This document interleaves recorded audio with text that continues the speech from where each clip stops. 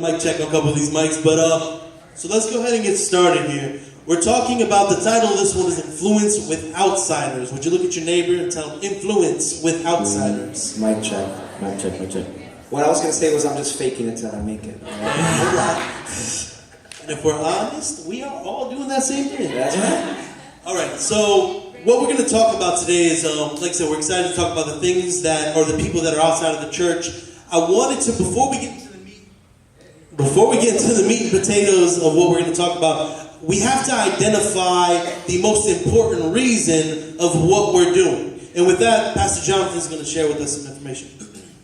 First of all, thank you all for coming, and it's truly an honor for all of us here in the panel to be sharing our experiences with you all. I think that one of the things that we tend to struggle in ministry is that we are always focused in the what, right? Like what are we doing? Yeah. We're doing youth ministry, we're trying to do this, we're trying to get all these programs, and then from there we start focusing on the how we're going to do it. And then we start saying, hey, we're going to do services, we're going to be doing worship nights and all that stuff. But a lot of times we focus so much on the what and the how that we tend to forget on the why we're doing it. That's right. And why is it that we're doing it? I just want you to take some time to think about that. Maybe you've been in youth ministry for so long and you've never even asked that question to yourselves. And the reason why we do youth ministry, or the reason why we do ministry in general, is to reach lost people. That's right. And that is the reason why we do it. It's this Mark II concept where, you know, these men find this guy that's a paralytic in the street and they bring him to Jesus. They bring him to Jesus because they knew that he could heal the guy, but he could also save the guy. Yeah. So we have to identify that. We need to have a passion for people. We need to have a passion to see lost people get saved. That's right.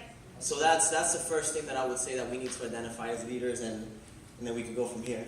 Yeah, it was important that we identified that before we even talk about any of the ideas that we have, because if the why is not there, we're just entertaining people. That's right.